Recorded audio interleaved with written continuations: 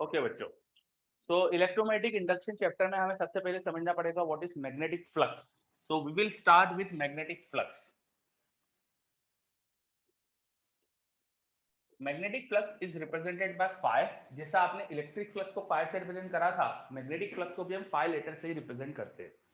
तो डिफरेंशिएशन करने के लिए कभी कभी आपको है ना दोनों फ्लक्स लिखना पड़ता है। तो इट्स नॉट नेसेसरी, बट अगर आपको डिफरेंशिएट करना है तो मैग्नेटिक फ्लक्स के साथ में हाँ ऐसा बी जैसा लिख दो। ये बता रहा है कि हम मैग्नेटिक फ्लक्स की बात कर रहे हैं। और इलेक्ट्रिक फ्लक्स और मैग्नेटिक फ्लक्स एक जैसी चीजें हैं डेफिनेशन में। इलेक्ट्रिक फ्लक्स का मतलब होता है किसी एरिया से कितनी इलेक्ट्रिक फील्ड लाइन क्रॉस कर रही है perpendicular to the area. Magnetic flux भी सेम तरह से हम डिफाइन करते हैं। तो it is also the number of magnetic field lines crossing the area perpendicular to it. जैसा आपने इलेक्ट्रिक फ्लक्स में पढ़ा होगा, उसे डिफाइन करने के लिए आप लिखते हैं integration E vector dot ds vector over the area. तो बिल्कुल वैसे ही मैग्नेटिक फ्लक्स भी हम डिफाइन करते हैं integration b vector dot ds vector over the area. ठीक है, अगर हमको मैग्नेटिक फ्लक्स निकालना है तो इलेक्ट्रिक फ्लक्स और magnetic flux similar kind of चीजें।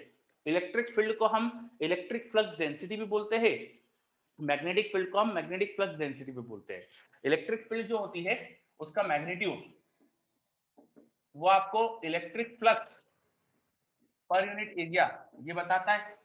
छोटा सा एरिया में छोटा सा फ्लक्स हो तो वो फ्लक्स बाय एरिया ये आपको वहां पर इलेक्ट्रिक फील्ड बता देगा, है ना। अगर किसी छोटे से एरिया में ज्यादा फील्ड लाइन क्रॉस कर रही है तो हम बोलते हैं इलेक्ट्रिक फील्ड स्ट्रांग है। मतलब कि फ्लक्स पर यूनिट एरिया ये आपको बताता है इलेक्ट्रिक फील्ड कितनी स्ट्रांग है। बिल्कुल वैसे ही मैग्नेटिक फील्ड के लिए भी होता है, सेम सेम कॉन्सेप्ट 100% सेम। यहाँ पर मैं इसको बी कर देता हूँ और यहाँ पे इसको फाई बी कर देता हूँ। तो ये डी ए इधर मल्टीप्लाई कर दे, अगर हम डी ए इधर मल्टीप्लाई कर दे तो छोटा सा जो फ्लक्स हो जाता है, छोटा सा फ्लक्स किसी एरिया से जो लिखना होगा वो आप लिख देंगे वहां पर जो भी मैग्नेटिक फील्ड वेक्टर है डॉट डिस्प्लेसमेंट एरिया वेक्टर, छोटा सा एरिया वेक्टर। यहाँ पे मैं डीएस वेक्टर एरिया वेक्टर के लिए लिख रहा हूँ। ठीक है, जैसे इलेक्ट्रिक फ्लक्स में डिफाइन कर रहा था सेम वही चीज अपन डिफाइन कर रहे हैं। तो छोटे से एरिया का फ्लक्स इस तरह से डिफाइन करते हैं। डॉट प्रोडक्ट का मतलब क्या होता है, हम दोनों का मैग्नीट्यूड लिखेंगे और दोनों के बीच में एंगल का कॉस लगा देंगे, दोनों के बीच में जो भी एंगल है उसका कॉस लगा देंगे। तो ये हो क्या रहा है बेसिकली कि अगर हमारे पास कोई बड़ा सा एरिया है जिससे हमको मैग्नेटिक फ्लक्स निकालना है, तो उस बड़े से एरिया में कोई छोटा सा पहले एरिया कंसिडर करो, इसे बोल दो डीएस वेक्टर। जैसा इलेक्ट्रिक फ्लक्स के लिए आपने एरिया वेक्टर सरफेस के परपेंडिकुलर लिया है, यहाँ पर भी हम एरिया वेक्टर सरफेस के परपेंडिकुलर लेते हैं। तो इसका एरिया वेक्टर ऐसा सरफेस के परपेंडिकुलर डिफाइन कर देंगे। फिर आपको इससे मैग्नेटिक फ्लक्स निकालना है, तो यहाँ पे मैग्नेटिक फील्ड कितनी है वो देखो। सपोज इस लोकेशन में मैग्नेटिक फील्ड बी वेक्टर थी, सपोज इस लोकेशन में मैग्नेटिक फील्ड बी वेक्टर थी, तो इनके बीच का आप एंगल ढूंढो कितना है। ये अगर एंगल थीटा है तो मैग्नेटिक फील्ड का इस परपेंडिकुलर डायरेक्शन में जो कंपोनेंट होगा वो हो जाएगा बी कॉस थीटा, वो हो जाएगा b cos theta, b into cos theta. तो बी इंटू कॉस थीटा ये फील्ड का एरिया के परपेंडिकुलर कंपोनेंट है, इंटू डीएस कर दो, एरिया कर दो तो आपको फ्लक्स मिल जाएगा। तो ऐसे छोटे से एरिया से हम फ्लक्स निकालते हैं और इसी को सभी जगह ऐड कर दे, पूरे एरिया के लिए ऐड कर दे तो हमें टोटल फ्लक्स मिल जाएगा। तो आपको टोटल फ्लक्स निकालना क्लियर है, कैसे निकालेंगे मैग्नेटिक फ्लक्स बताइए, बताते जाइए, है ना, ऐसा चुपचाप बैठने से काम नहीं चलेगा। क्या समझ में आया? यस। ओके बच्चों, ठीक है। अब मैग्नेटिक फ्लक्स हमने समझा क्या होता है। ये मैग्नेटिक फ्लक्स हमको कई सिचुएशन में पूछा जाएगा, कई सिचुएशन में हमें जरूरत पड़ती है निकालने की, तो एक एक करके सॉल्व करते हैं। तो अगर मेरे पास प्लेन एरिया हो, ये एक स्पेशल केस देख रहे हैं अपन। अगर मेरे पास प्लेन एरिया है, प्लेन एरिया, प्लेन एरिया का मतलब कैसा होगा, एकदम बिल्कुल एक प्लेन में एरिया है, जैसे एक्स वाई प्लेन में एक एरिया है, ऐसा प्लेन में एरिया है। तो प्लेन एरिया में क्या आसान हो जाता है मेरे पास कि हर जगह एरिया वेक्टर की डायरेक्शन सेम होगी। इसमें मैं कहीं पर भी छोटा सा एरिया बनाऊं तो उसका जो डायरेक्शन होगी वो देखो सेम आने वाली है, क्योंकि प्लेन है। तो उसका हर जगह नॉर्मल एक ही डायरेक्शन में आएगा। जैसे इस बोर्ड को देखिए, तो बोर्ड का जो नॉर्मल वेक्टर होगा उसकी डायरेक्शन हमेशा सेम है, वो डायरेक्शन हमेशा यही आ रही है, आपके कैमरे की तरफ आ रही है। ठीक है, तो प्लेन एरिया लेने से क्या अच्छा हो जाता है कि उसका एरिया वेक्टर की डायरेक्शन फिक्स हो जाती है और फील्ड भी यूनिफॉर्म होगा। Magnetic field uniform, magnetic field uniform हो तो हर जगह सेम हो गई वो मैग्नीट्यूड और डायरेक्शन दोनों में। तो इन केसेस में क्या होगा कि इंटीग्रेशन करने की जरूरत नहीं पड़ेगी आपको, क्योंकि ये दोनों कांस्टेंट है, तो इंटीग्रेशन के बाहर निकाल सकते हो आप। तो आपको total flux simply B vector dot area vector मिल जाएगा। जो भी इस प्लेन का टोटल एरिया वेक्टर है उसके साथ बी वेक्टर का डॉट प्रोडक्ट कर दो तो आपको टोटल फ्लक्स मिल जाएगा। तो whenever you have a plane area and uniform magnetic field, flux निकालना बहुत आसान होता है। प्लेन एरिया और यूनिफॉर्म मैग्नेटिक फील्ड हो, फिर मैग्नेटिक फील्ड यूनिफॉर्म हो और एरिया कर्व्ड हो तो भी आसानी देता है चीज। Case 2, magnetic field is uniform और एरिया भले कर्व्ड दे दिया, जैसे कि ये एक ऐसा एरिया दे दिया, देखो मैंने इस तरह से कर्व्ड एरिया दे दिया और बी यूनिफॉर्म है। तो इस केस में क्या करना चाहिए आपको, मैं बी दिखा देता हूं। सपोज बी इस तरह का है, बी बिल्कुल यूनिफॉर्म है, ऐसा हॉरिजॉन्टल डायरेक्शन में मैंने मैग्नेटिक फील्ड दिखाई। तो जिस डायरेक्शन में मैग्नेटिक फील्ड है उस डायरेक्शन में आपको एरिया का कंपोनेंट ले सकते हो। ये ds cos थीटा का मतलब ये भी तो होता है कि एरिया का मैग्नेटिक फील्ड के अलावा कंपोनेंट ले लो। ds cos थीटा का मतलब ये भी होता है कि एरिया का मैग्नेटिक फील्ड में कंपोनेंट ले लो। तो एक काम करते हैं ना, इस पूरे एरिया के मैग्नेटिक फील्ड में कंपोनेंट ले लेते हैं, मैग्नेटिक फील्ड तो यूनिफॉर्म है। तो हमारे पास जब एरिया का हो और फील्ड यूनिफॉर्म हो तो भी हम चीजें आसान करते हैं, पूरे एरिया का मैग्नेटिक फील्ड में हम कंपोनेंट ले लेते हैं। अलोंग द मैग्नेटिक फील्ड पूरे एरिया का कंपोनेंट ले लो, लाइक दिस। ये जो हमें कर्व्ड एरिया दिया था वो ब्लैक कलर में मैंने कर्व्ड एरिया दिखाया है, उसको फिर से बनाता हूं मैं। ये देखो, ये मेरे पास एक कर्व्ड एरिया है ना, this is not a plain area, this is a curved area, ठीक है। और इससे मुझे मैग्नेटिक फ्लक्स निकालना है, पर फील्ड यूनिफॉर्म है। और फ्लक्स का मतलब होता है बी ds cos थीटा का इंटीग्रेशन, है ना, इंटीग्रेशन। तो ये ds cos थीटा मतलब छोटे से एरिया ds का फील्ड के अलोंग कंपोनेंट। तो मुझे सब जगह कंपोनेंट लेना ही है, तो क्यों ना सभी का कंपोनेंट एक साथ ले लूं। तो इस पूरे कर्व्ड एरिया का मैंने प्रोजेक्शन ले लिया अलोंग द मैग्नेटिक फील्ड, तो ये आ जाएगा। अब ये जो भी एरिया है this is the projected area, ये हो गया हमारे पास प्रोजेक्टेड एरिया। बस ये प्रोजेक्टेड एरिया इंटू बी कर दो तो आपको टोटल फ्लक्स मिल जाएगा, b into this projected area. Suppose projected area A था तो ए मल्टीप्लाई कर दो। This is how you can calculate flux from a curved area if magnetic field is uniform. Magnetic field uniform होती है ना, चीजें आसान हो जाती है। एरिया अगर प्लेन हो तो simply b dot A vector कर देना है, पूरी एरिया को एक प्लेन वेक्टर एरिया मान लेना है।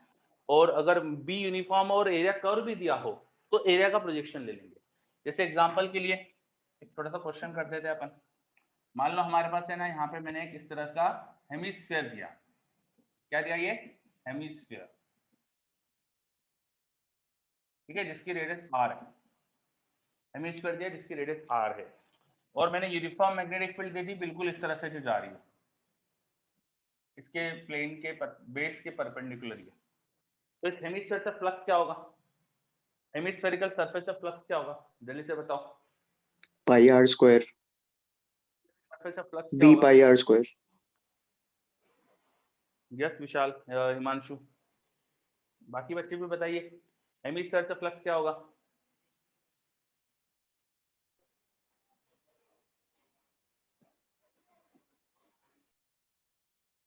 मोइन का भी सही है, गुड। अवनी का भी सही है।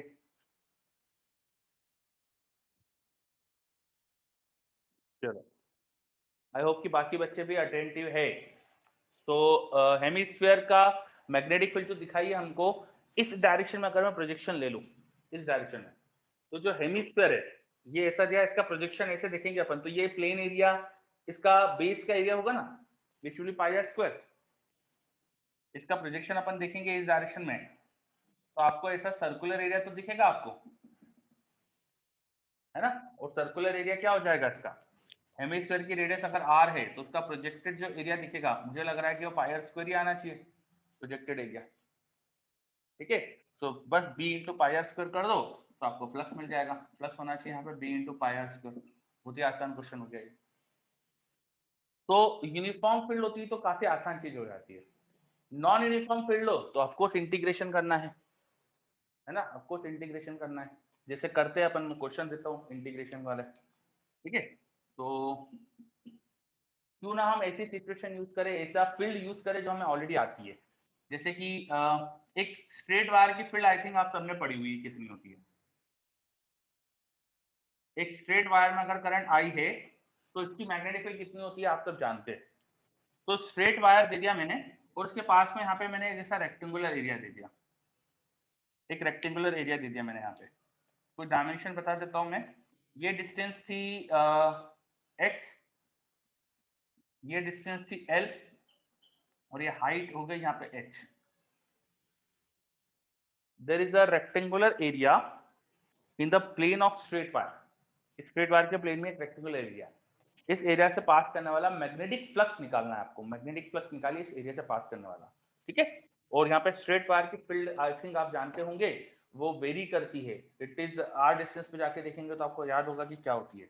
एक काम करता हूँ, इस डिस्टेंस को मैं ए बोल देता हूँ ताकि आप वेरिएबल एक्स ले सको। चलिए करिए ट्राई, एक बार आप ट्राई कर लीजिए फिर मैं बता रहा हूँ।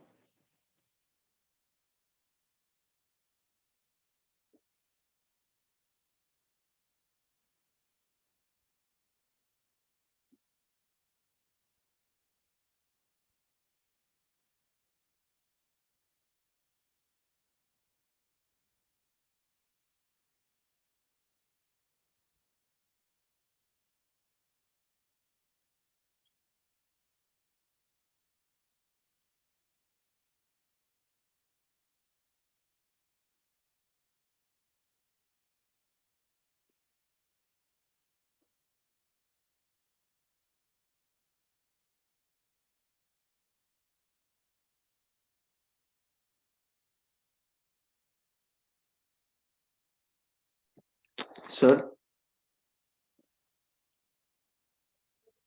सर चलिए ट्राई करा कि नहीं आपने? आई होप कि सबने अटेम्प्ट करा है। मैं भी ट्राई करता हूँ, है ना। आप लोग अपना करिए, मैं अपना करता हूँ।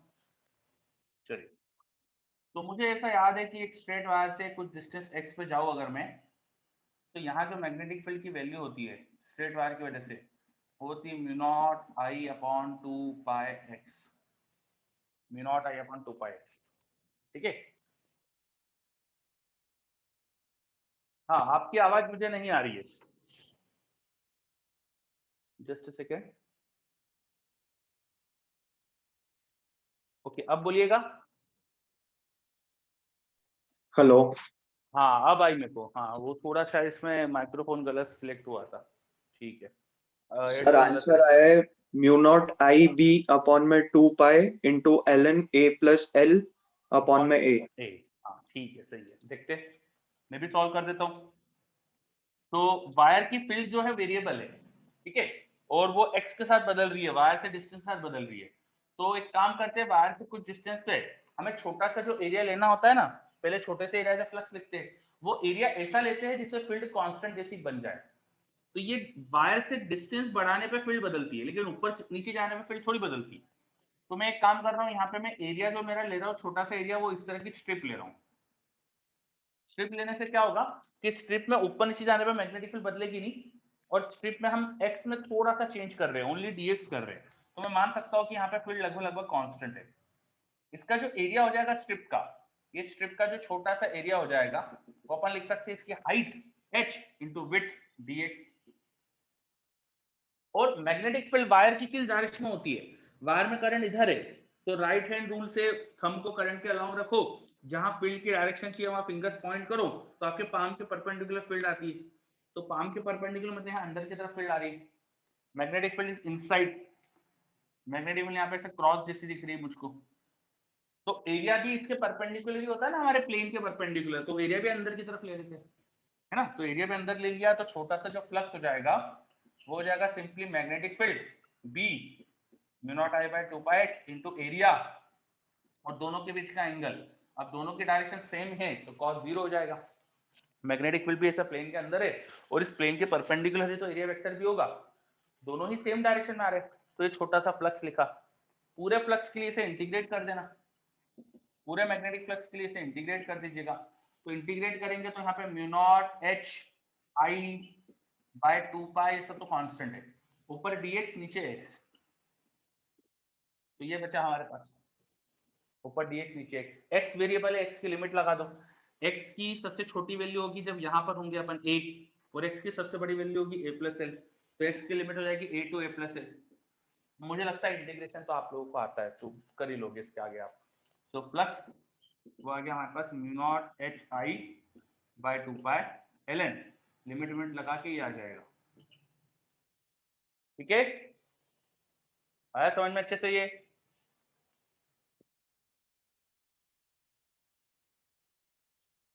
तो हमने मैग्नेटिक फील्ड का फ्लक्स निकाला, एक स्ट्रेट वायर की वजह से किसी एरिया से फ्लक्स निकाला। ठीक है, हम और भी सिचुएशन देखेंगे, मैं हटा रहा हूं, हमें कुछ और सिचुएशन में फ्लक्स भी काम का होता है, तो एक दो सिचुएशन और देखते हैं अपन, एक दो सिचुएशन और देखते हैं अपन। चलो, ये एक सोलोनॉइड बना रहा हूं मैं। सोलोनॉइड क्या होती है आप शायद जानते होंगे, it is a large number of loops होते हैं जो एक दूसरे के पास पास रखे, ये सोलोनॉइड है। और एक एरिया में ऐसा दिखा रहा हूं और एक एरिया ऐसा दिखा रहा हूं। सोलोनॉइड में करंट आई था, सोलोनॉइड के number of turn per unit length n है। ठीक है, ये जो छोटा एरिया है इसकी रेडियस स्मॉल r है, बड़ा एरिया है इसकी रेडियस कैपिटल R है। बताओ दोनों, और सोलोनॉइड की भी रेडियस दे दी मैंने आपको, सोलोनॉइड की रेडियस मैं दे देता हूं सपोज a। तो फ्लक्स निकालो, दोनों एरिया से फ्लक्स निकालो। ये है लूप 1, ये है लूप 2, दोनों लूप से फ्लक्स लिखना है। बताओ।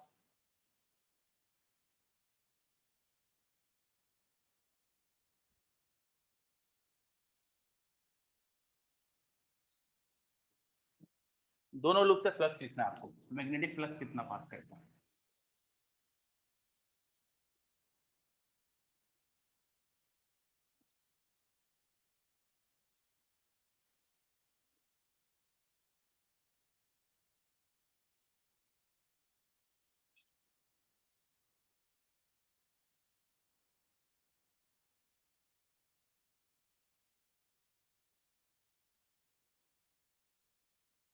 दोनों जो लूप है वो सोलोनॉइड, सोलोनॉइड का एक्सिस और दोनों लूप का एक्सिस सेम ही है।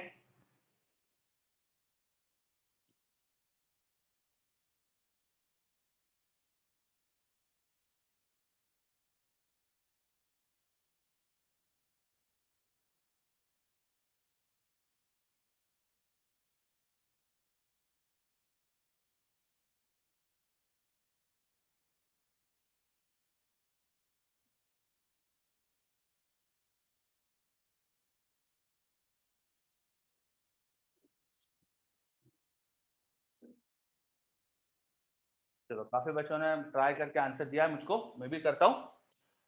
अगर मैं सामने से दिखाऊँ आपको, जहां से इधर से दिखे अगर, तो सोलोनॉइड कुछ ऐसी दिखी होगी हमें ए रेडियस की। तो छोटा लूप है उसकी रेडियस कम है सोलोनॉइड की रेडियस से, तो वो अंदर दिखेगा, और बड़ा वाला लूप ऐसा दिखेगा।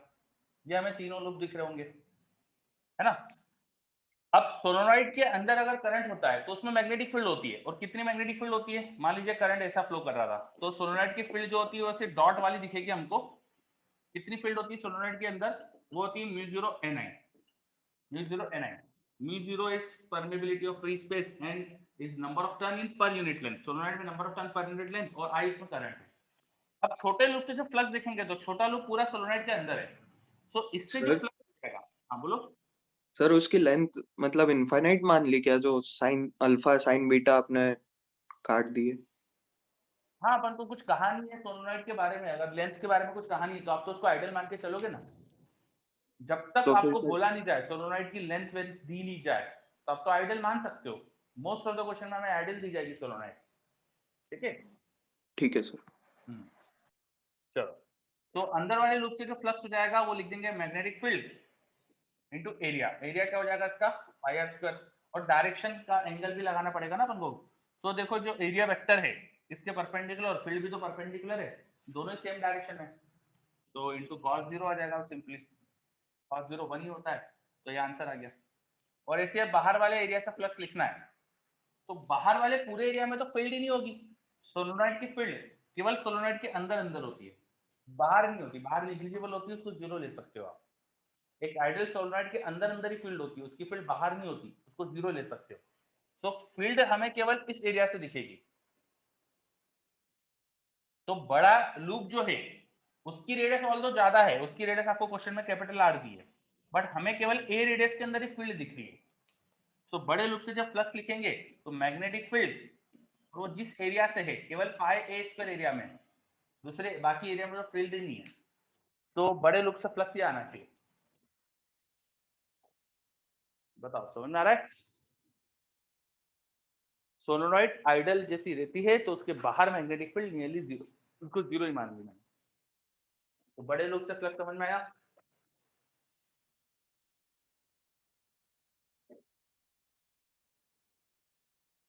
Is this clear?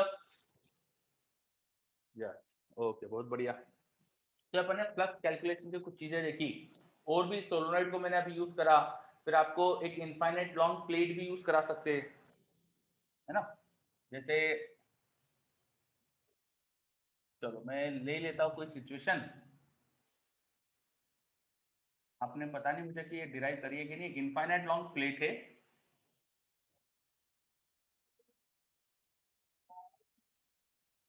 This is a infinite long plate, इसकी विड्थ भी इनफाइनाइट है, हाँ, ये सिर्फ चौड़ी है, खूब चौड़ी है ये, ठीक है।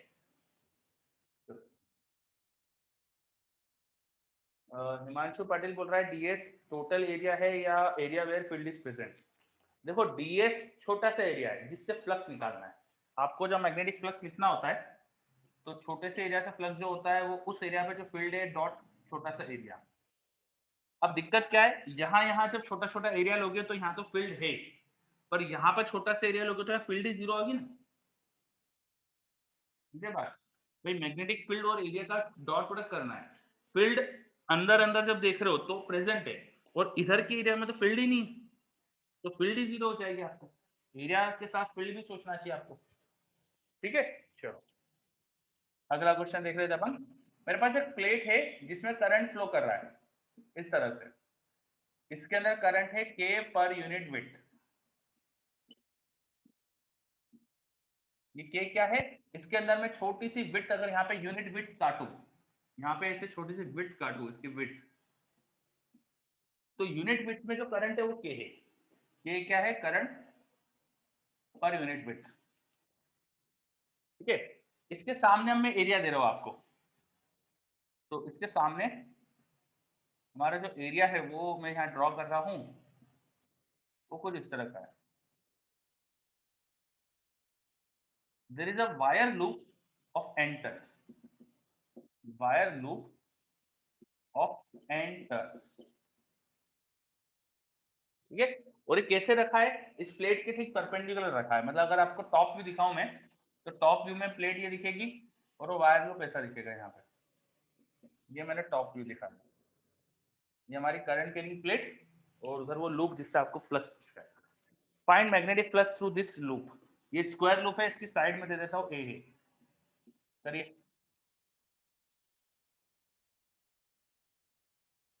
क्वेश्चन समझ लीजिए, क्वेश्चन में कोई समस्या हो तो बता दीजिए। ये हमारे पास प्लेट है जिसके अंदर करंट फ्लो कर रहा था, ये करंट दिखा रहा हूँ मैं इसमें, कितना करंट है के पर यूनिट विड्थ है, और ये बहुत बड़ी है, मैंने छोटी सी दिखाई है पर है बहुत बड़ी, ये दोनों साइड से इंफिनिटी जा रही है। करिए ट्राई। अमन गलत आंसर।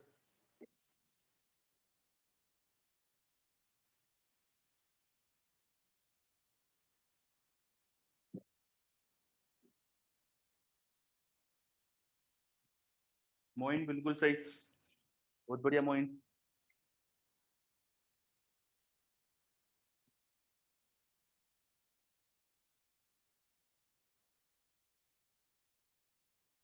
बाकी बच्चे भी ट्राई करिए।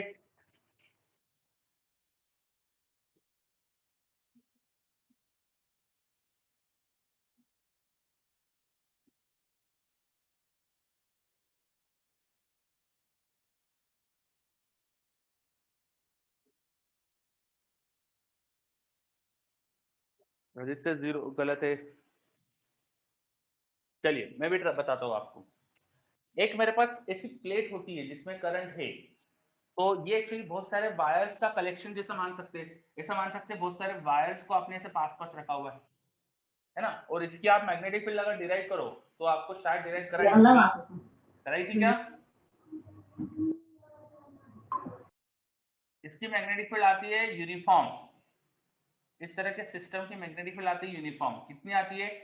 μ0k/2, μ0k/2। एक हमारे पास प्लेट में यूनिफॉर्म करंट है, के पर यूनिट विड्थ है, तो उसके सामने उसकी फील्ड जो आती है वो यूनिफॉर्म आती है, और कैसे आती है? उस प्लेट के पैरेलल आती है, लाइक दिस, जो मैंने बनाया यहाँ पे। ये पढ़ा हुआ था क्या? ये पढ़ा हुआ था? हाँ है ना, ये तो बताओ पढ़ा हुआ था कि नहीं? यस, अवनी बता रही है पढ़ा है, वेरी गुड। है ना, आपको एमएससी में करा दिया था इतना, मुझे ऐसा याद है। चलिए, सो ये जो लॉन्ग इनफाइनाइट लॉन्ग प्लेट है उसकी वजह से फील्ड तो यूनिफॉर्म है। अब यूनिफॉर्म फील्ड है तो कुछ भी नहीं करना है, यूनिफॉर्म फील्ड और एरिया प्लेन दे रखा है, तो यूनिफॉर्म फील्ड एरिया प्लेन हो तो क्या करते हैं, सिंपली बी इंटू एरिया कर दो और दोनों के बीच का एंगल देख लो एरिया के बीच का। अब ये हमारे पास जो एरिया रहेगा, इसका एरिया वेक्टर भी तो इधर आएगा उसके परपेंडिकुलर, कितना होगा एरिया वेक्टर? ए स्क्वायर, मैग्नीट्यूड होगा ए स्क्वायर, तो simply magnetic field into area, है ना, इस पूरे स्क्वायर का एरिया ए स्क्वायर, लेकिन यहाँ पर एन टर्न भी दिए है, तो इसके हर एक जो लूप है उसमें इतना फ्लक्स होगा, टोटल एन टर्न से, तो टोटल फ्लक्स के लिए इनटू एन करना पड़ेगा मुझे, यहाँ पे एन से भी मल्टीप्लाई करना चाहिए। क्यों? क्योंकि हर एक टर्न में जो फ्लक्स है वो सारे टर्न में मिलकर टोटल फ्लक्स बढ़ जाएगा, तो टोटल फ्लक्स निकालने के लिए मुझे हर एक टर्न के फ्लक्स को जोड़ना चाहिए, इसलिए मुझे यहाँ पे एन से भी मल्टीप्लाई करना चाहिए। बताइए समझ में आ रहा है मैंने कैसे करा है? यूनिफॉर्म फील्ड हो गई, प्लेन एरिया होगा, तो सिंपली बी डॉट ए और दोनों के बीच का एंगल देख लेंगे अपन, तो एंगल तो यहाँ 0 है और नंबर ऑफ टर्न मल्टीप्लाई कर दिया अपन ने। चलिए, इज दिस क्लियर?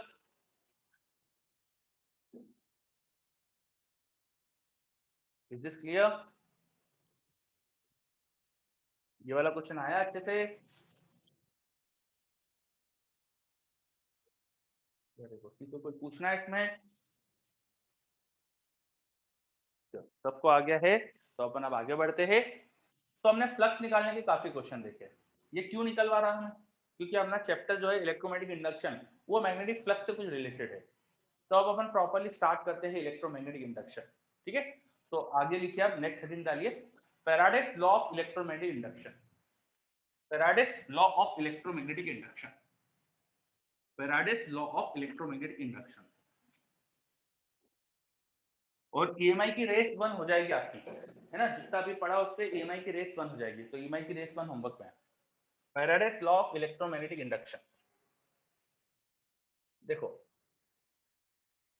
एक साइंटिस्ट थे माइकल फैराडे, उन्होंने कुछ एक्सपेरिमेंट्स करे, और उन एक्सपेरिमेंट्स का जो रिजल्ट है वही है Faraday's law of electromagnetic induction. देखो, थोड़ा सा रफली अपन समझ रहे हैं कि उन्होंने क्या करा था। एक हमारे पास लूप था, एक कॉपर के वायर का ऐसा लूप बना लिया अपन ने, और उस लूप के अंदर जो कॉपर के दोनों एंड आएंगे ना, उस लूप दोनों एंड्स के बीच में एक एमीटर लगा दिया। ठीक है, और यहाँ पे रखी मैग्नेट, एक हमारे पास मैग्नेट है, मैग्नेट को इस तरह से रखा कि वो लूप के एक्सिस पर है, ये लूप और उसके एक्सिस पे ऐसे मैग्नेट रखी हुई है, और इस लूप के जो दोनों एंड थे ना, एक कॉपर का लंबा सा तार लिया था, तो जो दोनों एंड थे तार के उनको जोड़ दिया एक एमीटर से, और यहाँ पे लूप बना हुआ है और ये मैग्नेट। अब क्या करा उन्होंने, मैग्नेट को मूव करवाया, वो इसके पास ले गए या दूर ले गए, या फिर मैग्नेट को रखकर इस लूप को मूव करवाया। उन्होंने इनमें रिलेटिव मोशन कराने की कोशिश करी, मैग्नेट और लूप, लूप और मैग्नेट के बीच में, सॉरी, मैग्नेट और लूप के बीच में उन्होंने रिलेटिव मोशन कराने की कोशिश करी। तो उन्होंने देखा जब जब ऐसा हुआ तब तक उन्हें कुछ करंट पता चला। उन्होंने और भी चीजें करने की कोशिश करी, इस मैग्नेट को ऐसे घुमाने की कोशिश करी, और बहुत सारे बार एक्सपेरिमेंट कर करके उन्हें पता चला कि जब भी इस लूप से मैग्नेटिक फ्लक्स चेंज हो रहा था तो यहाँ पे कुछ करंट आ रहा था। मतलब उन्होंने मैग्नेटिक फ्लक्स का कॉन्सेप्ट उन्होंने दिया था, और उन्होंने बताया हमें कि जब जब हमने मैग्नेट को मूव करवाया जिससे कि फ्लक्स जो लिंक है इस लूप से वो बदल रहा है, तो कुछ ना कुछ यहाँ पे करंट दिख रहा है हमको। एक लूप में करंट आने के लिए रिस्पॉन्सिबल होता है ईएमएफ, इलेक्ट्रोमोटिव फोर्स। किसी भी करंट लूप को बनाने के लिए आपको तो बैटरी लगानी पड़ती है, किसी सर्किट में बैटरी नहीं लगी होगी तो करंट कैसे आएगा? तो उस समय ऐसा अपन बोलते थे कि भाई करंट फ्लो कराने के लिए रिस्पॉन्सिबल होता है इलेक्ट्रोमोटिव फोर्स, ईएमएफ। तो फिर फैराडे ने बोला कि फ्लक्स चेंज होने से ईएमएफ आ रहा है, फ्लक्स के चेंज होने से करंट आ रहा था, करंट आने के लिए रिस्पॉन्सिबल होता है ईएमएफ। तो फैराडे ने ऐसा बोला कि भाई जब फ्लक्स चेंज होता है तो ईएमएफ प्रोड्यूस होता है। क्या ये बात समझ में आई? क्या ये बात क्लियर हो रही है आपको? क्या फैराडे ने ऑब्जर्व करा था समझ में आ रहा है? चलो वेरी गुड, है ना? तो अगर मैं इस मैग्नेट को मूव करा रहा था, इधर लेके आ रहा था, तो हमने देखा कि यहाँ पे करंट आ रहा है, यहाँ पे करंट प्रोड्यूस हो रहा है। करंट की डायरेक्शन अभी मैंने ध्यान से नहीं बनाई है, रैंडमली बना दी है। करंट आ रहा है, बस यही फिनोमेना जो है वो है इलेक्ट्रोमैग्नेटिक इंडक्शन। तो लिखते हैं पहला लॉ अपन। फैराडे ने दो लॉ दिए थे इलेक्ट्रोमैग्नेटिक इंडक्शन से रिलेटेड, तो फर्स्ट लॉ लिखते हैं अपन। लिखिए, whenever magnetic flux whenever magnetic flux associated with a loop whenever magnetic flux associated with a loop changes with time changes with time changes with time some some emf is induced some emf is induced emf is induced in the loop some emf is induced in the loop जिस loop से flux change हो रहा है उस loop में कुछ EMF induce होता है। आगे, if loop is complete if loop is complete मतलब ऐसा जरूरी नहीं है कि लूप हमेशा पूरा सर्कुलर लूप हो जाए, मतलब कि एक एंड से घूम के वापस वहीं आ जाए, है ना? लूप हमेशा जरूरी थोड़ी ऐसा है, ओपन भी रखा जा सकता है। तो लूप अगर कंप्लीट हो, if loop is complete, some some induced current is observed in it. If loop is complete, some induced current is observed in it. तो ये लिखा अपन ने फैराडे का पहला लॉ। फैराडे ने बताया कि जब भी किसी लूप से एसोसिएटेड मैग्नेटिक फ्लक्स चेंज होता है तो उस लूप में इंड्यूस्ड ईएमएफ आता है, और ये इंड्यूस्ड ईएमएफ की वजह से उसमें करंट भी आ सकता है अगर लूप कंप्लीट हो। सिंपल सी बात है। ठीक है, तो पहले तो बताया फैराडे ने कि कब ईएमएफ आता है। कब आता है? जब मैग्नेटिक फ्लक्स टाइम के साथ बदले, मैग्नेटिक फ्लक्स टाइम के साथ बदले। तो यहाँ क्या हो रहा था, जब इस लूप को फिक्स रख के मैं मैग्नेट को इसके पास लेके आ रहा था, तो मैग्नेट की वजह से जो नॉर्थ पोल है, नॉर्थ पोल की वजह से मैग्नेटिक फील्ड लाइन ऐसे पास होती है इस तरफ से, और जैसे जैसे मैग्नेट इसके पास में जाएगी तो नॉर्थ पोल इस लूप के पास में आएगा, नॉर्थ पोल और इनके बीच की डिस्टेंस कम होगी। नॉर्थ पोल के जितना पास में हो फील्ड उतनी स्ट्रांग होती है। जैसे आपने इलेक्ट्रिक डायपोल पढ़ा है ना, इलेक्ट्रिक डायपोल से दूर जाओ तो इलेक्ट्रिक फील्ड कम होती है, पास में आओ तो इलेक्ट्रिक फील्ड बढ़ जाती है। वैसे ही इस लूप को जैसे इसके पास ला रहा हो या मैग्नेट इसके पास जा रही है, तो जो मैग्नेटिक फील्ड है वो बढ़ रही है। तो यहां से जाने वाली मैग्नेटिक फील्ड बढ़ी, मैग्नेटिक फील्ड बढ़ी जिससे फ्लक्स बढ़ा, फ्लक्स बढ़ा तो ईएमएफ आया। तो क्योंकि लूप कंप्लीट था इसलिए करंट मिल गया अपन को। बात समझ में आई? जब भी मैग्नेटिक फ्लक्स चेंज होगा तो हमें ईएमएफ मिल सकता है। Is this clear? जैसे एग्जांपल एक और देख लेते हैं अपन, ये तो मैंने मैग्नेट को लेके एग्जांपल बताया, एक और एग्जांपल देख लेते हैं। मान लो कि हमारे पास एक स्ट्रेट वायर है जिसके अंदर करंट था, एक स्ट्रेट वायर है जिसके अंदर करंट था। अब इस करंट कैरिंग वायर के पास में मैंने ना एक स्क्वायर लूप रखा इस तरह से, और स्क्वायर लूप को मैं मूव करा रहा हूँ चाहे इधर या इधर, किसी भी डायरेक्शन में से मूव करा रहा हूँ। तो जब इसे मैं मूव करवाऊंगा तो इस वायर से इसकी डिस्टेंस चेंज होगी, और इससे जो डिस्टेंस होती है वो अगर बढ़ेगी तो इससे एसोसिएटेड फ्लक्स कम होगा ना। हमने तो इस लूप का फ्लक्स निकाला तो था, सही बात है क्या? है ना? हमने इस लूप को अगर मूव करवाएंगे तो इस वायर की वजह से जो फ्लक्स होगा वो लूप की वजह से यहाँ पे चेंज होगा। इन दोनों के बीच की डिस्टेंस बढ़ाएंगे तो फ्लक्स बदलेगा, हमने निकाला ही था एक्सप्रेशन। तो इसमें भी इंड्यूस ईएमएफ आएगा, इस छोटे लूप में भी इंड्यूस ईएमएफ आएगा। इसको पास में लाएंगे तो भी ईएमएफ आएगा, इसको ऊपर नीचे ले जाएंगे तो ईएमएफ नहीं आएगा। क्यों?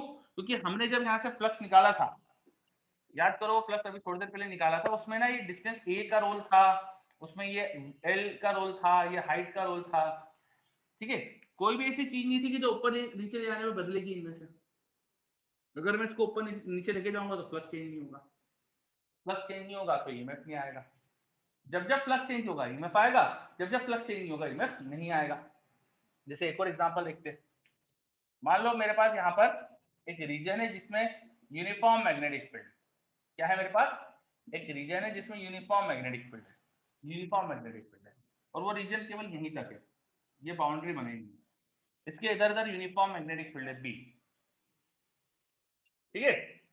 अब इस लूप, इस रीजन में मैंने यहाँ पर एक लूप रख दिया और इस लूप को चला रहा हूँ मैं, इसको मूव करा रहा हूँ, ऐसे ऐसे घुमा रहा हूँ इसको यहाँ, क्या इसमें ईएमएफ आएगा?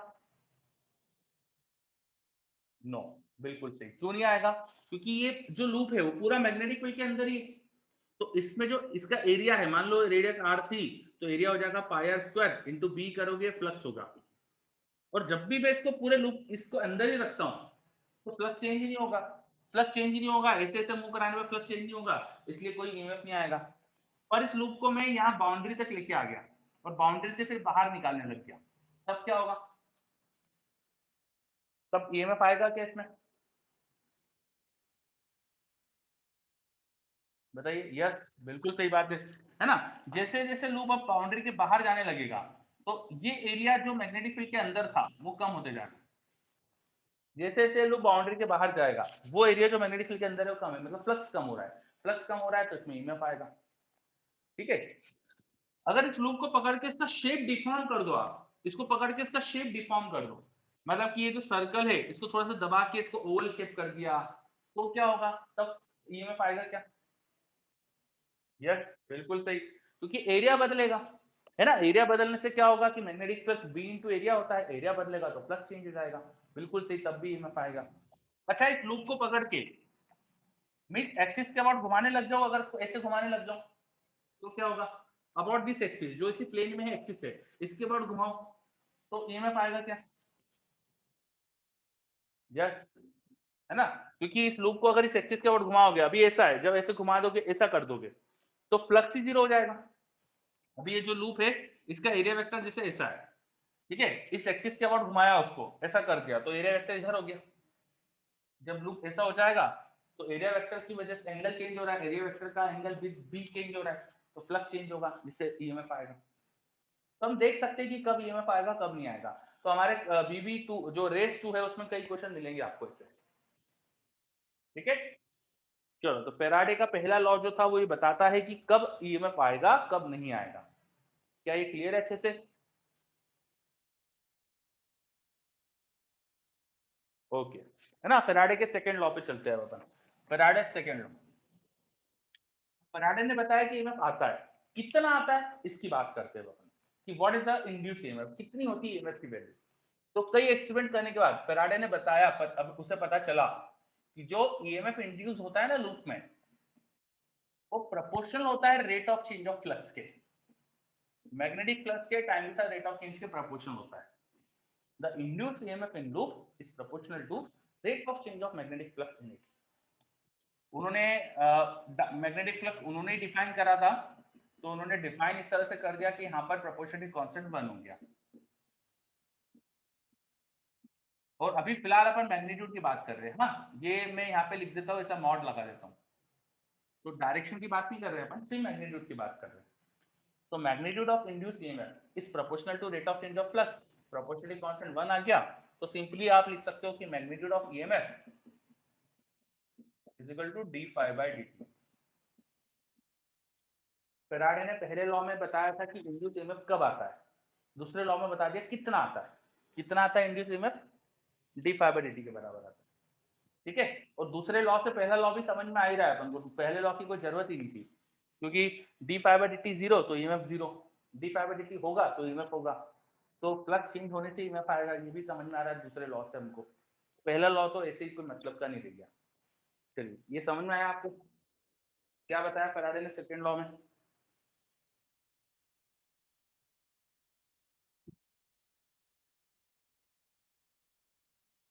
Is this clear? या नोट कर लीजिए लिसे इसको।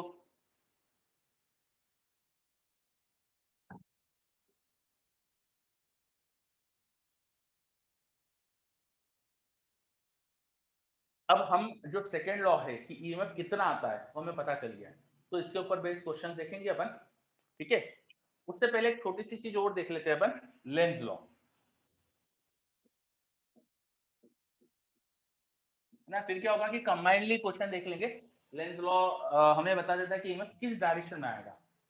हमें फर्स्ट लॉ से पता चलता है ईएमएफ कब आएगा, दूसरे से पता चलता है कितना आएगा। और लेंज लॉ, वो तीसरा लॉ जैसा सोच सकते हो आप, फैराडे ने नहीं दिया था, वो लेंज ने दिया था। वो बताता है कि ईएमएफ की डायरेक्शन क्या होगी, ईएमएफ की डायरेक्शन क्या होती है। तो ये बताता है कि induced EMF is in such a direction which opposes rate of change of flux, which opposes change of flux. Induce EMF कुछ ऐसा डेवलप होता है जो फ्लक्स के चेंज का ही अपोज करता है। इंड्यूस EMF प्रोड्यूस किसने करा था? फ्लक्स के चेंज ने प्रोड्यूस करा था। फ्लक्स के बदलने की वजह से ईएमएफ आया, और ये ईएमएफ जो आ रहा है वो अपने ही आने का अपोजिशन करता है, फ्लक्स के चेंज का अपोजिशन करता है। ये बहुत स्पेशल पिक्यूलर सी प्रॉब्लम है इसके साथ कि ईएमएफ अपना ही प्रोडक्शन का अपोज करता है। The direction of induced EMF is such that it opposes the change of flux. मतलब अगर आप फ्लक्स बढ़ाने की कोशिश करोगे तो इंड्यूस ईएमएफ की वजह से जो इंड्यूस करंट आएगा वो उसे कम करने की कोशिश करेगा। इसका मतलब ये हो गया, if magnetic flux is increasing then induced current or EMF tries to decrease it। अगर आप मैग्नेटिक फ्लक्स बढ़ा रहे हो तो इंड्यूस EMF उसे कम करने की कोशिश करेगा, और वाइस एंड वर्सा, उल्टा भी लिख सकते हो आप। ठीक, उल्टा भी लिख सकते हो, फ्लक्स कम हो रहा है तो इंड्यूस EMF उसे बढ़ाने की कोशिश करेगा। तो आपको ईएमएफ की डायरेक्शन निकालना बहुत आसान हो जाएगी अगर आप लेंज लॉ याद कर लो, है ना। ये लेंज लॉ क्या बता रहा है आपको? डायरेक्शन निकालने के लिए आपको दो चीज देखनी है। ईएमएफ की डायरेक्शन निकालने के लिए दो चीज देखनी है। पहली चीज की फ्लक्स की डायरेक्शन क्या है, दूसरी चीज वो बढ़ रहा है कि कम हो रहा है। दो चीज देखनी है आपको ईएमएफ की डायरेक्शन निकालने के लिए। पहली चीज की फ्लक्स की डायरेक्शन क्या है, दूसरी चीज वो इंक्रीज हो रहा है कि डिक्रीज हो रहा है। ये पता चल जाए तो आप इंड्यूस ईएमएफ की डायरेक्शन बता सकते हो। जैसे एग्जांपल के लिए मैं यहाँ ये वाला केस बताता हूँ आपको। यहाँ तो मैंने मैग्नेट को पास में लेके जा रहा था, मैग्नेट को लूप के पास में लेके जा रहा हूँ मैं। जैसे जैसे मैग्नेट लूप के पास में जाएगी, इस नॉर्थ पोल की वजह से जो यहाँ मैग्नेटिक फील्ड होगी वो क्या होगी बताओ, बढ़ेगी कि कम होगी? जल्दी से बताओ। मैं मैग्नेट को पास में लेके जाना था तो क्या हो रहा था, मैग्नेटिक फील्ड बढ़ रही थी कि कम हो रही थी? इंक्रीज हो रही थी, है ना। अगर मैग्नेटिक फील्ड बढ़ रही है, इट इज इंक्रीजिंग, तो फ्लक्स बढ़ रहा होगा, है ना। फ्लक्स बढ़ रहा होगा तो फ्लक्स बढ़ने का अपोजिशन होना चाहिए। अच्छा, फ्लक्स किस डायरेक्शन में बढ़ रहा है ये देखो, बी इस तरफ है तो इसी डायरेक्शन में फ्लक्स बढ़ रहा है। जिधर बी है उधर ही फ्लक्स होगा, उसी डायरेक्शन में फ्लक्स बढ़ रहा है। उसका अपोजिशन करना है तो उल्टा फ्लक्स बनाओ, मतलब करंट ऐसा फ्लो कराओ, है ना। उसका अपोजिशन करना है तो करंट ऐसा फ्लो करा उल्टा, समझे। आपकी मैग्नेटिक फील्ड इधर थी जो इंक्रीज हो रही है, तो उसको अपोज करना है इंक्रीज होने से, तो उसका उल्टी डायरेक्शन में फ्लक्स बनाना चाहिए, मतलब करंट ऐसा आना चाहिए। जो एरो बनाया मैंने, करंट ऐसा आना चाहिए। बात समझ में आई? क्या करंट की डायरेक्शन मैंने जो निकाली वो समझ में आ रही है? यस, है ना। आपको दो चीज देखना चाहिए हमेशा। पहली चीज की फ्लक्स की डायरेक्शन क्या है और वो बढ़ रही की कम हो रही है। मैंने पहले यही करा, देखो बी की डायरेक्शन देखी और चेक करा कि बढ़ रही की कम हो रही है, तो बी इधर इंक्रीज हो रहा है, इंक्रीज हो रहा है तो उल्टा फ्लक्स बना दो, ऐसा हो जाएगा। जैसे ये वाला केस देखते हैं अपन। इसमें मैंने क्या करा था, ये जो मेरा लूप है ना इसको मैं दूर ले जा रहा था, इसको दूर ले जा रहा था। ठीक है, यहाँ पर स्पीड इस डायरेक्शन में दी थी मैंने, बी इधर है, वेलोसिटी इधर। तो इस वायर की वजह से, वायर की वजह से यहाँ मैग्नेटिक फील्ड अंदर की तरफ होगी, Am I right? Magnetic field ऐसे क्रॉस अंदर की तरफ होगी, am I right? है ना? और जैसे जैसे लूप दूर जाएगा फील्ड क्या होगी, बढ़ेगी कि कम होगी? डिक्रीज होगी, बिल्कुल सही। अब फील्ड डिक्रीज हो रही है तो दो चीज देखी अपन ने, एक तो फील्ड किधर है, अंदर की तरफ है, और बढ़ रही की कम हो रही है।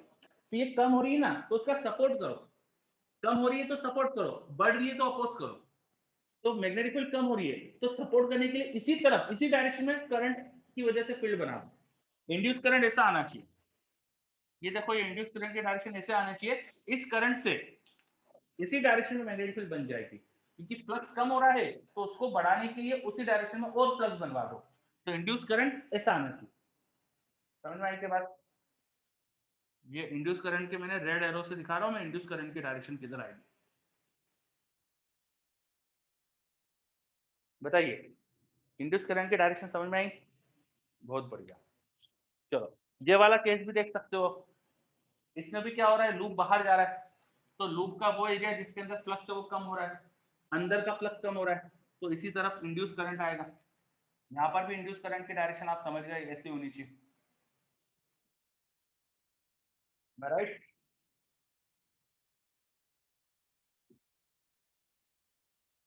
वेरी गुड, है ना? अब देखो इंड्यूस करंट की जो डायरेक्शन आती है वो फ्लक्स के चेंज के अपोजिशन में आती है, इसकी वजह से आपको काम करना पड़ता है।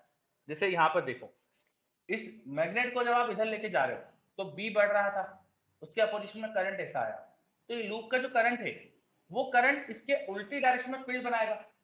मतलब ये कैसा लूप जैसा दिखेगा, अपन को नॉर्थ पोल जैसा दिखेगा ना। किसी लूप में करंट अगर ऐसा है, लूप से फील्ड बाहर की तरफ दिख रही है, वो नॉर्थ पोल जैसा लगेगा। अगर हमारे पास एक लूप है उसमें करंट की डायरेक्शन ऐसी है, ये मैंने एरो में करंट की डायरेक्शन दिखाई, तो हमें नॉर्थ पोल जैसा दिखेगा। और अगर लूप में करंट ऐसा है तो हमें साउथ पोल जैसा दिखेगा। करंट की डायरेक्शन से फील्ड बाहर आ रही है तो नॉर्थ पोल, नॉर्थ पोल से फील्ड बाहर आती है, और करंट की डायरेक्शन से फील्ड अंदर जा रही है तो साउथ पोल, साउथ पोल से फील्ड अंदर जाती है। तो ये जो लूप में करंट है ये नॉर्थ पोल बना रहा है ऐसे, ये भी नॉर्थ पोल, ये भी नॉर्थ पोल, इनमें रिपल्शन होगा, तभी आपको वर्क करना पड़ेगा। आपको काम करना ही पड़ेगा, फ्लक्स चेंज करने के लिए आपको काम करना पड़ेगा, because of Lenz law. Lenz law का कॉन्सिक्वेंस ये होता है, you need to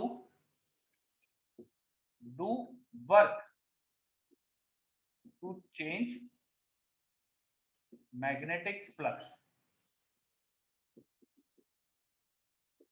in close loop. इसी क्लोज लूप में अगर आपको मैग्नेटिक फ्लक्स चेंज करना है तो आपको काम करना पड़ेगा। रीजन क्या हो रहा है, क्योंकि इंड्यूस करंट ऐसा आता है वो अपोजिशन में आता है, और इंड्यूस करंट की वजह से वो लूप भी मैग्नेट जैसा बिहेव करेगा, तो आपको वर्क करना पड़ेगा। और आपका जो वर्क है यही करंट के एनर्जी के फॉर्म में आ रहा है। किसी लूप में करंट है तो उसमें एनर्जी है, आई स्क्वायर आर, उसमें हीट डेवलप हो सकती है। तो कहां से आ रही है हीट, कहां से एनर्जी आ रही है? ये आ रही है बिकॉज ऑफ दिस वर्क।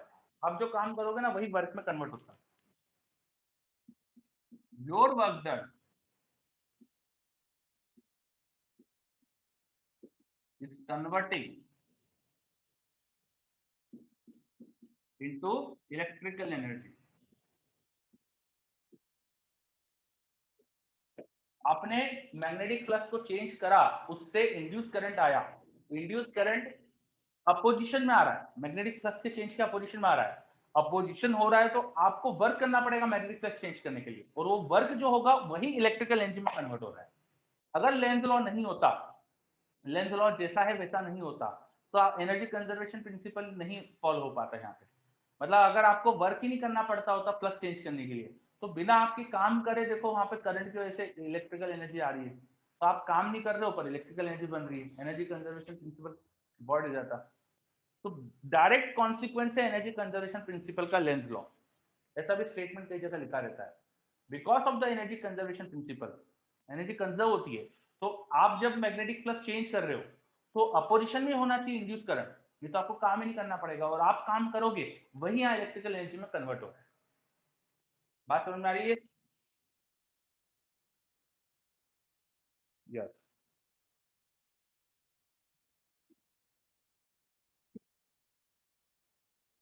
चलिए, तो हमने क्या क्या पढ़ा अभी तक? हमने थोड़ा थ्योरेटिकल पॉइंट पढ़े, हमने पढ़ा फैराडेस लॉ। फैराडे ने क्या बताया हमको कि मैग्नेटिक फ्लक्स चेंज होने से ईएमएफ आता है, कितना आता है ये बताया, लेंज लॉ से उसकी डायरेक्शन मिल गई, तो हमें अब काफी चीजें पता चल गई। अब हम ये बता सकते हैं कि किस केस में इंड्यूस ईएमएफ आएगा, कितना ईएमएफ आएगा और किस डायरेक्शन में आएगा। ठीक है, ये तीनों बताने के लिए हम अब सक्षम हो चुके हैं। ठीक है, चलो तो इन पे बेस्ड अब क्वेश्चन स्टार्ट करते हैं अपन। किसी को कोई डाउट है यहाँ तक, कुछ पूछना हो तो पूछ सकते हो आप, कुछ भी अगर डाउट हो तो बताइए। मैं हटा रहा हूँ बोर्ड की सारी चीजें, देख लो, अगर कुछ पूछना है तो बताओ। चलिए, आई होप किसी को कोई डाउट नहीं, बहुत बढ़िया है। तो दिखाते हैं अपन।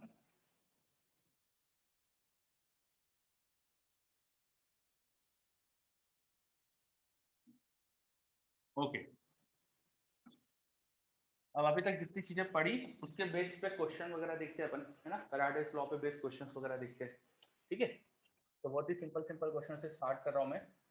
लिखो पहला question, magnetic flux through a loop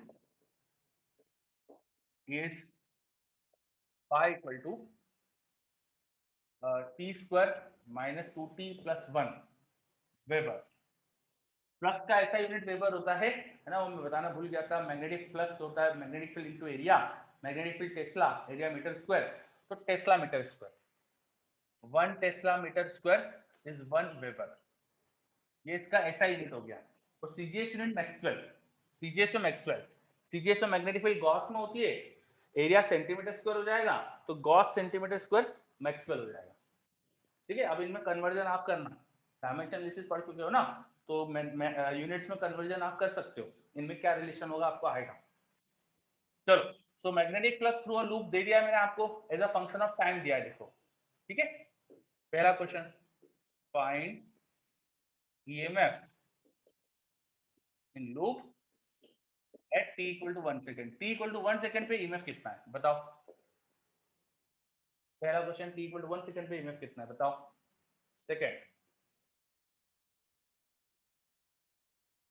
average EMF from t equal to 0 to t equal to 2 second. चलो, दो क्वेश्चन दिए मैंने, करो।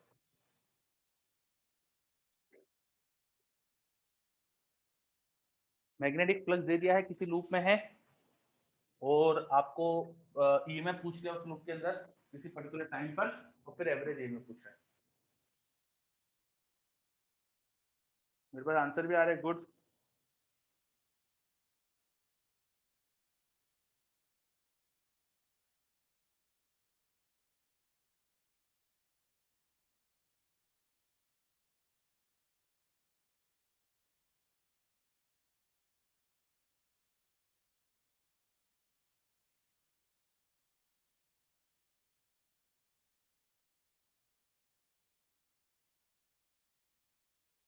चलो करते हैं अपन। तो ईएमएफ फैराडे ने हमें बताया था वो होता है D pi by D T. अच्छा, लेंज ने बताया था कि अपोजिशन में होता है वो। तो जो अपोजिशन वाली चीज है उसको इनकॉर्पोरेट करने के लिए मैं यहाँ एक माइनस साइन लगा देता हूँ। जो माइनस साइन लगा हुआ है ये लेंज लॉ से आया है, बाय लेंज लॉ। तो फैराडे लॉ और लेंज लॉ का मिलाकर हम बोल सकते हैं कि ईएमएफ होता है minus D pi by D T. Minus बता रहा है डायरेक्शन, ये मैग्नीट्यूड, पहले मैंने मैग्नीट्यूड बताया था ईएमएफ का, याद करो, तो मैं डायरेक्शन के साथ बता रहा हूँ। ठीक है, तो ईएमएफ अब होता है minus D pi by D T, और डिफरेंशिएट कर दो इसको टाइम के साथ, टाइम के साथ डिफरेंशिएट करोगे तो 2t माइनस 2 आ जाएगा। जो t की वैल्यू है वो रख दो, 1 सेकंड में पूछना है तो t को 1 रखो, 1 रखोगे तो 0 आ जाएगा। तो ईएमएफ आ गया 0, t इक्वल टू 1 सेकंड पे ईएमएफ 0 आ गया। अब दूसरी चीज पूछी हमसे, 0 टू 2 सेकंड एवरेज ईएमएफ पूछा है। एवरेज ईएमएफ कैसे निकालते हैं, जैसे एवरेज वेलोसिटी कैसे निकालते थे वैसे निकालेंगे, है ना। Second point, average EMF, EMF होता है D pi by D T, average हो जाएगा minus delta pi by delta T. ऐसे निकालेंगे जैसे एवरेज वेलोसिटी होती है। डेल्टा पाई का मतलब हो जाएगा फाइनल जो फ्लक्स थे माइनस जो इनिशियल फ्लक्स था upon time taken, T final minus T initial. इस तरह से निकाल सकते हैं एवरेज ईएमएफ। तो मुझे फाइनल और इनिशियल टाइम पर फ्लक्स चाहिए। टाइम क्या दिया 0 2 2 रख दो तो 2 सेकंड में फ्लक्स आ जाएगा। 2 रखो इसके अंदर, 2 का स्क्वायर 4, 2 2 जा 4, एक 0 हो जाएगा, 1 बचेगा।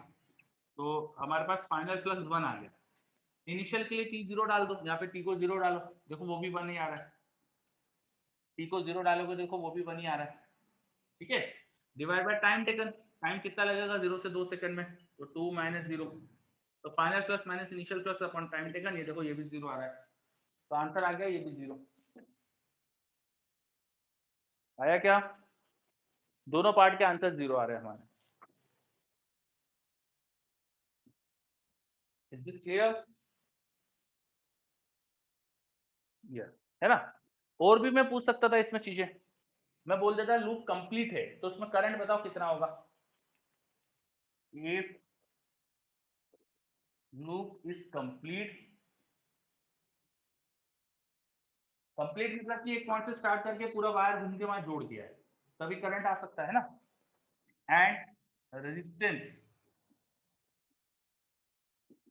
इन इट इज 5 ओम, लूप में रेजिस्टेंस दे दिया मैंने। फाइंड, तीसरा पार्ट क्वेश्चन का, find current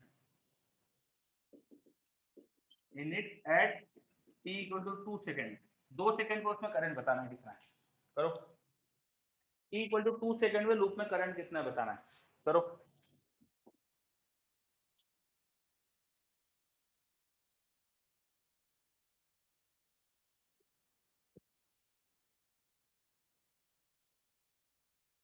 t equal to 2 second में लूप का करंट बताना है।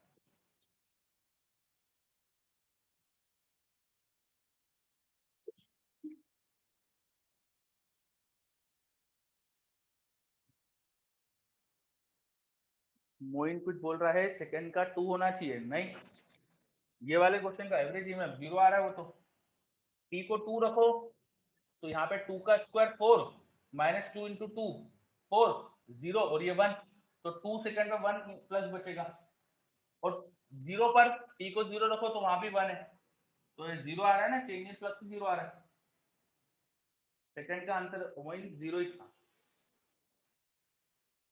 चलिए थर्ड पार्ट, लूप कंप्लीट है, उसमें रेजिस्टेंस दिया है मैंने 5 ओम का, तो उसमें करंट पूछ लिया 2 सेकंड पे, 2 सेकंड पे करंट कितना बताओ। तो 2 सेकंड पे पहले तो rate of change of flux निकाल लेते हैं अपन, ईएमएफ निकाल लेते हैं, है ना। ईएमएफ कैसे निकाल देते हैं अपन, हमको पता है minus d phi by D T, तो डिफरेंशिएट कर दो फ्लक्स को, ये लिखा हुआ था ना अपने पास, डिफरेंशिएट करके वो लिख ही देता हूँ मैं, 2t माइनस 2। अब t को 2 डाल दो, ईएमएफ 2 सेकंड पे चाहिए आपको, ठीक है। तो यहाँ 2 डालोगे तो 2 टू द 4 माइनस 2, 2 बचेगा, बाहर माइनस साइन है तो माइनस 2 आ गया। माइनस साइन बता रहा है बस डायरेक्शन, ईएमएफ आ गया 2, मैग्नीट्यूड में 2 और रेजिस्टेंस है 5, तो करंट इन मैग्नीट्यूड हो जाएगा ईएमएफ अपॉन रेजिस्टेंस, ईएमएफ का मैग्नीट्यूड और रेजिस्टेंस 5, तो 2/5 एम्पीयर का करंट होगा। और डायरेक्शन और माइनस साइन से समझ में आ रही है अपन को, आ रहा है क्वेश्चन, 2/5 आ गया, हिमांशु सही था आपका। बोलो थर्ड पार्ट आया इसका, आसानी क्वेश्चन है थर्ड पार्ट। चलिए, तो ये क्वेश्चन था, इसके अंदर मैंने आपको फ्लक्स दे दिया था पहले से, है ना। हो सकता है कि फ्लक्स आपको निकालना पड़े, मैं ऐसा क्वेश्चन बना के दूं जिसमें फ्लक्स आपको पहले कैलकुलेट करना पड़े और फिर उसमें कुछ करना पड़े आपको, आगे ईएमएफ वगैरह निकालना पड़े, वो भी क्वेश्चन करेंगे अपन। उसके पहले एक छोटा सा पॉइंट समझ लेते। देखिए, इंड्यूस्ड करंट जब आपको निकालना था तो आपने क्या करा, जो भी ईएमएफ इंड्यूस हुआ है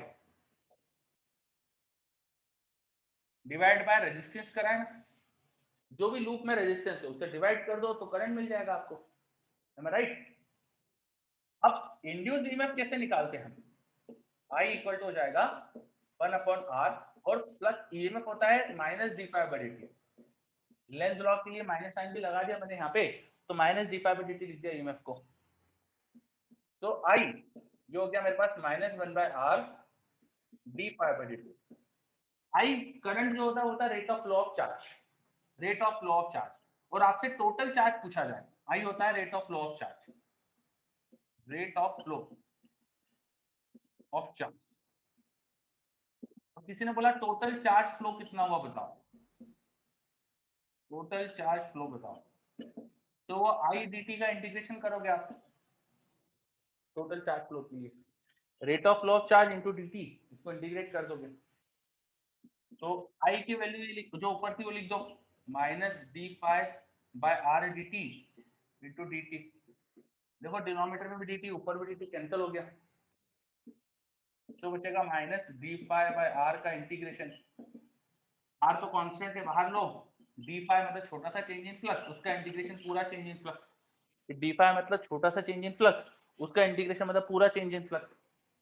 तो आपको टोटल चार्ज फ्लो निकालने के लिए आसान सा एक्सप्रेशन मिल गया। आपको ईएमएफ की वजह से जो फ्लक्स चेंज होने की वजह से चार्ज फ्लो निकालना है, तो वो कैसे निकालेंगे, change in flux minus sign by R. किसी लूप में अगर फ्लक्स चेंज हो रहा है और लूप कंप्लीट है तो उसमें करंट फ्लो होगा, करंट की वजह से चार्ज फ्लो हो रहा है, कितना चार्ज फ्लो हुआ पूछा जाए तो आप निकालेंगे चेंज इन फ्लक्स कितना हुआ है बाय रेजिस्टेंस। ठीक है, इससे एक और चीज समझ में आ रही है आपको, वेबर पर ओम, फ्लक्स वेबर में होता है, अभी बताया था वेबर, रेजिस्टेंस ओम में होता है, वेबर पर ओम, वेबर अपॉन ओम वो आपको कूलम देगा। यूनिट भी समझ में आ रही है आपको, वेबर पर ओम इज कूलम। ठीक है, तो ये एक्सप्रेशन अपन को याद रखना है। क्या है, समझ में आया?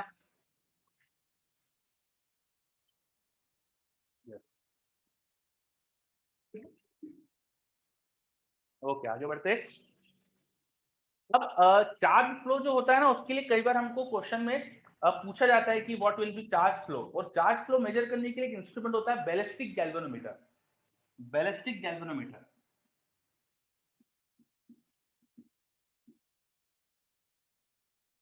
गैल्वेनोमीटर, इसको शॉर्ट में बीजी भी बोलते हैं, बीजी। बैलिस्टिक गैल्वेनोमीटर क्या करता है, वो चार्ज फ्लो मेजर करता है। तो ये चार्ज फ्लो आपको हो सकता है क्वेश्चन में रीडिंग दे दी जाए, हो सकता है आपको बोल दिया जाए कि ये बैलिस्टिक गैल्वेनोमीटर सर्किट में लगा है और उसकी रीडिंग ये है, मतलब चार्ज फ्लो कितना है वो बता दिया आपको। ये आपको देख के आप फिर पूछ सकते कुछ और आपसे, है ना? तो आपको ध्यान रखना है, ये इक्वेशन का ध्यान रखना है। और बैलिस्टिक गैल्वेनोमीटर क्या ये करता है, वो चार्ज फ्लो मेजर करता है, it measures charge flow, reads charge flow.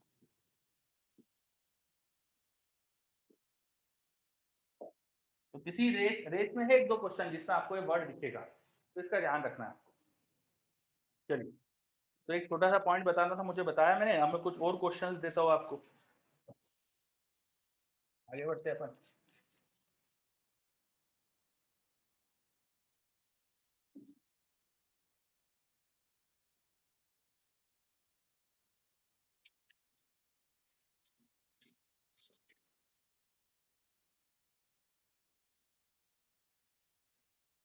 हमारे पास एक बड़ा सा लूप है, इसमें बहुत सारे टर्न्स है, ये हमारे पास कैपिटल एन टर्न्स का एक लूप है, इसकी रेडियस कैपिटल आर थी। इस बड़े से लूप के एक्सिस पे, इस बड़े से लूप के एक्सिस पे एक छोटा सा लूप रखा है यहाँ पे, ये छोटा सा जो लूप है उसकी रेडियस स्मॉल आ रहा है और इसमें स्मॉल एन टर्न्स है। ठीक, दोनों के बीच की डिस्टेंस है एक्स, या हाँ एक्स ही ले लो, चलो अभी एक्स ले लो, सेंटर से सेंटर की डिस्टेंस एक्स है।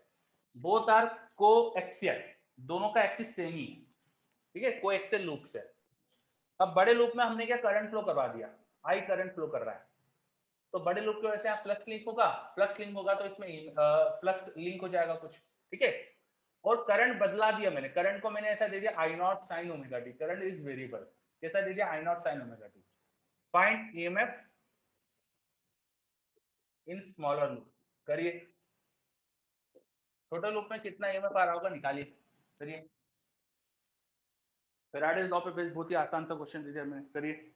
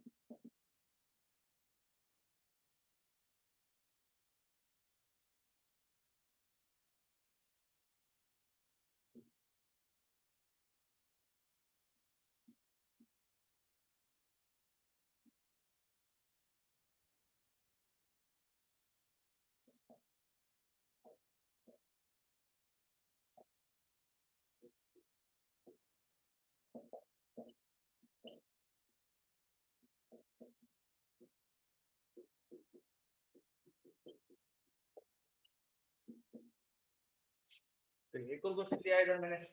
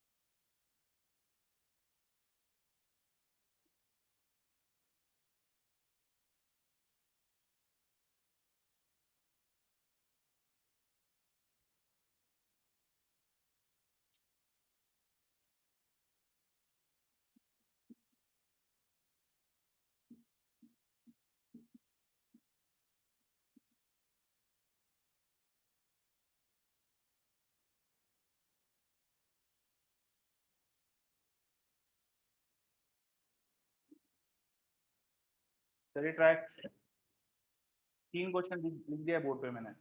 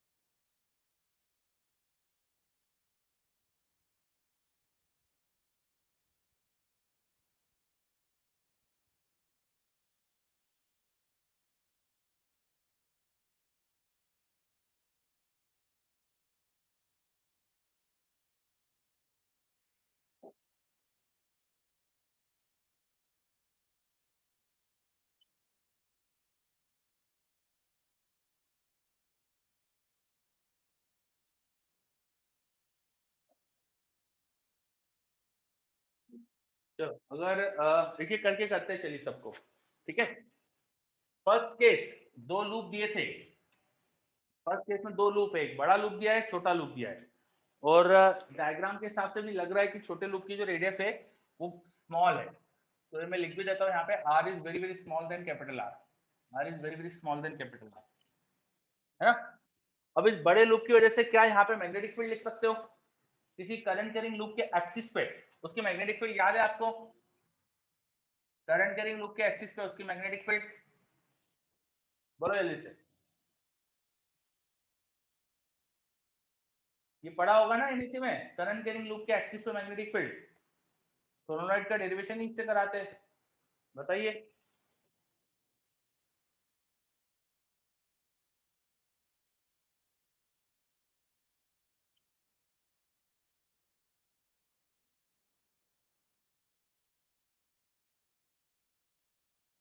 जल्दी बोलिए, करंट कैरिंग लूप के एक्सिस पे मैग्नेटिक फील्ड कितनी होती है।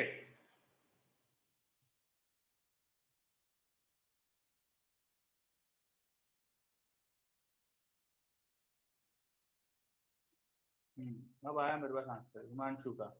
बाकी बच्चे याद नहीं है क्या किसी को भी। चलो मैं बता देता हूँ। करंट कैरिंग लूप के एक्सिस की मैग्नेटिक फील्ड वो होती थी mu naught by 4 pi 2 current in the loop, area of the loop by R square upon R square plus x square की पावर 3 बाय 2। ये होता था मैग्नेटिक फील्ड का फॉर्मूला। इसमें जो आई है वो वेरिएबल है, हाँ। आई की वैल्यू आई नॉट साइन ओमेगा टी वो डाल देंगे अपन। अब ये मैग्नेटिक फील्ड छोटे लूप से पास हो रही है, छोटे लूप की रेडियस स्मॉल दी है, छोटी दी है, तो मैं मान सकता हूँ कि फील्ड ये कांस्टेंट ही है। इसके पूरे एरिया से फील्ड इतनी ही है, इसके पूरे एरिया से सेम फील्ड है, ऐसा मान लिया मैंने। तो जो फ्लक्स हो जाएगा इससे वो लिखेंगे बी इंटू एरिया इंटू दोनों के बीच का एंगल। अभी इसका एरिया वेक्टर भी इधर ही आएगा, तो सिंपली बी इंटू छोटे से लूप का एरिया और दोनों के एरिया वेक्टर के बीच का एंगल 0, तो B into pi are square आ जाएगा। बी की वैल्यू डाल दो, mu naught I R square नीचे आ जाएगा 2 r square plus x square की power 3/2 into pi small r square. ये आ गया। अभी i की वैल्यू जो थी वो रख दो, i की वैल्यू थी I not sine omega T, ये लिख दिया अपन ने फ्लक्स। अब मैग्नेटिक फ्लक्स देखो टाइम के साथ बदल रहा है और आपसे पूछा है ईएमएफ, तो ईएमएफ के लिए क्या कर सकते हैं अपन, minus D phi by D T कर सकते हैं। तो इसमें साइन ही तो वेरिएबल है, बस को डिफरेंशिएट करो, माइनस साइन लगा के साइन का डिफरेंशिएशन कॉस आ जाएगा, तो बाहर माइनस आ जाएगा, mu naught I naught R square pi are square, sine का differentiation omega time cos omega T हो गया, whole thing divide by 2 R square plus x square की पावर 3/2। देखो कितना आसान क्वेश्चन था, बस एक्सप्रेशन बड़े हैं, बाकी करना तो बहुत आसान था इसको। आ रहा है समझ में? बताइए, हमसे ये में पूछा था, तो बड़े लोग के से पहले इसने फील्ड लिखी कितनी है, फील्ड इनटू एरिया करके फ्लक्स निकाला, फ्लक्स देखा तो ये आई के चेंज होने की वजह से फ्लक्स चेंज हो रहा है, डिफरेंशिएट कर दिया, टाइम के एक्सप्रेशन में दिया ही था, आ गया। हाँ बिल्कुल सही, एक चीज में मिस्टेक कर दी मैंने, भाई इस लूप के अंदर n टर्न्स थे, तो इसकी जो फील्ड आएगी वो इनटू कैपिटल N टाइप करना पड़ेगी। बिल्कुल सही, मेरे से एक मिस्टेक हो गई यहाँ पे, इनटू कैपिटल N करना पड़ेगा, और छोटे लूप के नंबर ऑफ टर्न भी मल्टीप्लाई करना पड़ेंगे, तो यहाँ पे n इंटू कैपिटल N भी आएगा, ये मुझसे एक मिस्टेक हो गई, अब सही हो गया। Thank you Himanshu. बाकी सभी बच्चे देखिए अब क्लियर।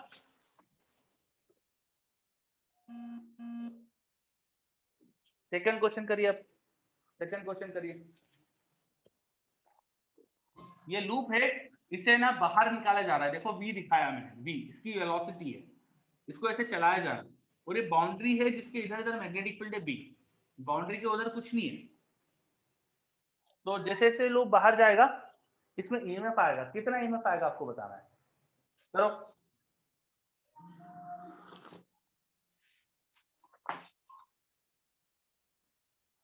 बताइए इसका आंसर।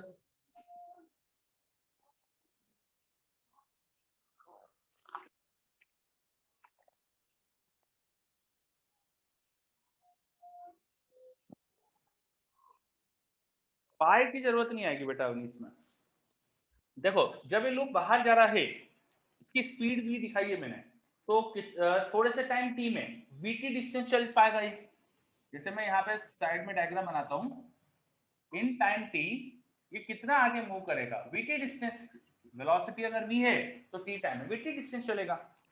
अब इसका कितना एरिया मैग्नेटिक फील्ड के अंदर बचा है वो देखो, तो area inside magnetic field into b कर देंगे तो प्लस मिल जाएगा मुझे, प्लस होना चाहिए b इंटू एरिया, और एरिया कितना बचेगा अंदर, ये आपको टोटल विड्थ a दी थी, उसमें से vt बाहर चली गई, तो बची भी सिंपली a माइनस vt होगी, और ये हाइट तो a ही थी, तो you know what is the area of rectangle, a into a minus vt कर दो तो एरिया मिल गया आपको, area into b will be flux, तो मैग्नेटिक फ्लक्स मिल चुका है देखो आपके टाइम के फंक्शन में। अब ईएमएफ के लिए क्या करते हैं, simply minus D phi by d करते हैं, है ना, तो उसको बस टाइम के साथ डिफरेंशिएट कर दो, you will get your EMF. और मुझे लगता है इतना डिफरेंशिएशन तो आप कर ही लोगे यार, छोड़ दो उसके आगे, चलोगे ना इसको डिफरेंशिएट आगे, BAV, हाँ बीएवी आ जाएगा, बहुत बढ़िया, बीएवी आ जाएगा, वेरी गुड। और मैंने इसमें फंक्शन भी बोला था, ये ग्राफ भी बोला है, draw function phi be as a function of time, तो मैग्नेटिक फील्ड का फ्लक्स टाइम की इक्वेशन मिल गई ना, इसका ग्राफ भी बना सकते हो आप, तो ये स्ट्रेट लाइन इक्वेशन है, देखो माइनस टी के साथ माइनस है, तो माइनस स्लोप की स्ट्रेट लाइन दिखा देना, और क्या, ठीक है, तो अब आप ग्राफ भी बना सकते हो। चलिए फिर अपने लास्ट क्वेश्चन, चलो इस क्वेश्चन को अब आप एक बार ट्राई कर लेना, है ना, अपना ऑफिशियल टाइम भी हो चुका है, तो इस क्वेश्चन को आप एक बार ट्राई कर लेना, है ना, क्वेश्चन क्या है मैं समझा देता हूँ आपको, इसको करके फिर नेक्स्ट क्लास में डिस्कस करेंगे। I have a loop, this is a loop which is rotating, मेरे पास एक लूप है जो रोटेट कर रहा है, लाइक ये बुक जैसा एक रेक्टेंगुलर लूप है ऐसा, और इसको है ना, इसका ऐसा एक्सिस है, ये देखो ऐसा एक्सिस है, इसके बाद ऐसे घुमाया जा रहा है, इसको ऐसा दिख रहा है, ये लूप को ऐसे से घुमा रहा है, ये देखो ओमेगा दिखाया मैंने, तो लूप को ऐसे से घुमाया जा रहा है, और मैग्नेटिक फील्ड दिखाइए बी ऊपर की तरफ, if you observe there is magnetic field B which is uniform in the plane of the loop, तो इस पूरे लूप के प्लेन में यूनिफॉर्म फील्ड है, but loop is rotating, loop has n turns, a area, सो इसमें आपको of course flux change हो रहा होगा, ईएमएफ निकालना है, ठीक है। तो क्या बताना है आपको, ईएमएफ कितना डेवलप हो रहा है, करके लाओगे ये। चलो ये लास्ट क्वेश्चन आप पे छोड़ा मैंने, नेक्स्ट क्लास में करके लेके आ जाओगे, बोलिए। Good morning Sunil. Good morning sir. Okay Moin, बिल्कुल सही। देखते हैं अपन नेक्स्ट क्लास में मोइन। ठीक है, तो अपना ऑफिशियल टाइम भी हो गया, तो यहीं रुकते हैं अपन। Sir you can continue. मैं आप जस्ट सेकंड आपको होस्ट बना देता हूँ सर, जस्ट सेकंड। ठीक है, ठीक है बच्चों, और होमवर्क में आपका रेस 1 और रेस 2 ये दोनों रेस आपकी हो जाएगी, तो नेक्स्ट क्लास में करके लाइएगा आप। रेस 1 एंड रेस 2 दोनों हो जाएगी, तो नेक्स्ट क्लास में आप करके लाइएगा।